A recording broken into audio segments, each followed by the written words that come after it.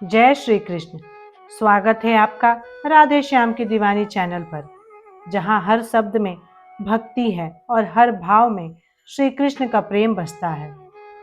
आज हम सुनने जा रहे हैं श्रीमद् भगवत गीता का महात्म्य, वो दिव्य ग्रंथ जो स्वयं भगवान श्री कृष्ण के मुख से अर्जुन को दिया गया। गीता कोई साधारण ग्रंथ नहीं है, बल्कि यह जीवन का सत्य, धर्म और ज्ञान सिखाने वाली अमृतवाणी है। कहते हैं, गीता का श्रवण करने से पाप मिटते हैं और आत्मा को शांति मिलती है। इस पावन कार्तिक माह में आइए हम सब श्रद्धा और प्रेम के साथ सुने श्रीमद् भगवत गीता 7वें अध्याय का महात्म्य, जो हमारे जीवन को प्रकाश, भक्ति और ज्ञान से भर देता है। भगवत गीता का महात्म्य सुनने के बाद हमें ये पता चलता है कि कौन से अध्याय को पढ़ने से क्या लाभ मिलता है। 7वें अध्याय को पढ़ने से हमें अपने पूर्वजों को मोक्ष दिलाने का रास्ता मिलता है। तो चलिए भावपूर्ण होकर श्री हरि विष्णु को जयकारा लगाते हुए श्रीमद् भगवत गीता के 7वें अध्याय का महात्म्य सुनते हैं। बोलिए श्री हरि विष्णु भगवान की जय, श्री कृष्ण लल्ला की जय। भगवान शिव कहते हैं, पार्वती, अब मैं 7वें अध्याय का महात्म्य बतलाता हूँ, जिसे सुनकर कानों में अमृत राशि भर जाती है। पाटलिपुत्र नामक एक दुर्गम नगर है, जिसका द्वार बहुत ही ऊंचा है। उस नगर में शंकुकर्ण नामक एक ब्राह्मण रहता था। उसने वैश्य वृत्ति का आश्रय लेकर बहुत धन कमाया, किंतु ना तो कभी पितरों का तर्पण किया और ना ही देवताओं का पूजन। वह धनोपार्जन में तत्पर होकर राजाओं को ही भोज दिया करता था। एक समय की बात है, उस ब्राह्मण ने अपना चौथा विवाह करने के लिए पुत्रों और बंधुओं के साथ यात्रा की। मार्ग में आधी रात के समय जब वह सो रहा था, एक सर्प ने कहीं से आकर उसकी बाह में काट लिया। उसके काटते ही ऐसी अवस्था हो गई कि मणि, मंत्र और औषधि आदि से भी उसके शरीर की रक्षा करना असाध्य जान पड़ा। तत्पश्चात कुछ ही क्षणों में उसके प्राण पखेरु उड़ गए। फिर बहुत समय के बाद वह प्रेत सर्प योनि में उत्पन्न हुआ। उसका चित्त धन की वासना में बंधा था। उसने पूर्व वृतांत को स्मरण करके सोचा, मैंने जो घर के बाहर करोड़ों की संख्या में अपना धन गाड़ रखा है, उससे इन पुत्रों को वंचित करके स्वयं ही उसकी रक्षा करूंगा।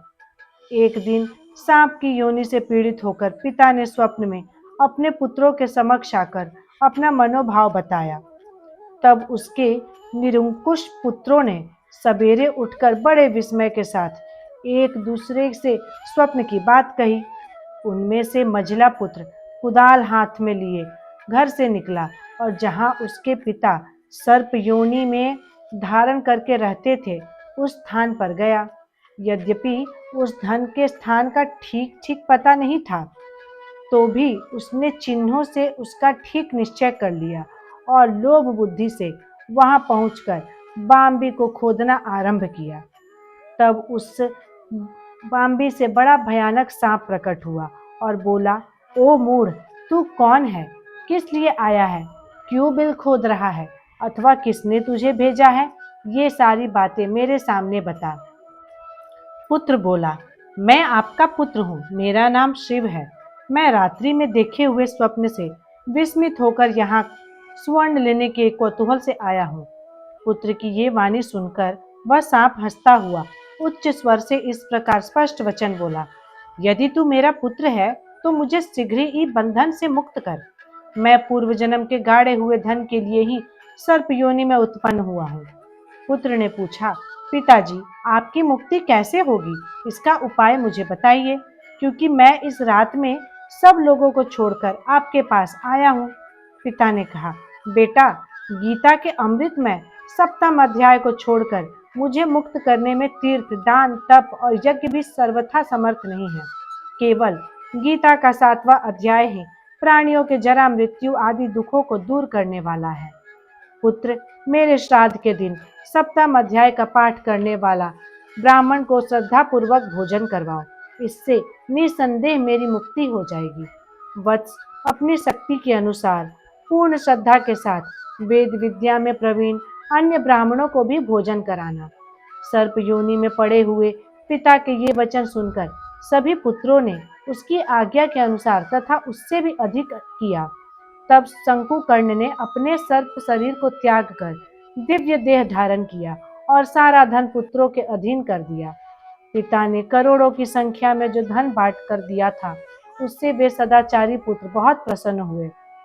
उनकी बुद्धि धर्म में लगी हुई थी, इसलिए उन्होंने बावली, कुआं, पोखर, यज्ञ तथा देव मंदिरों के लिए उस धन का उपयोग किया और अन्नशाला भी बनवाई।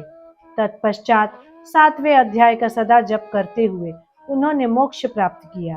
पार्वती, यह तुम्हें 7वें अध्याय का महात्म्य बताया गया है, जिसके श्रवण मात्र से मानव सब पातकों से मुक्त हो जाता है। बोलिए श्री हरि विष्णु भगवान की जय।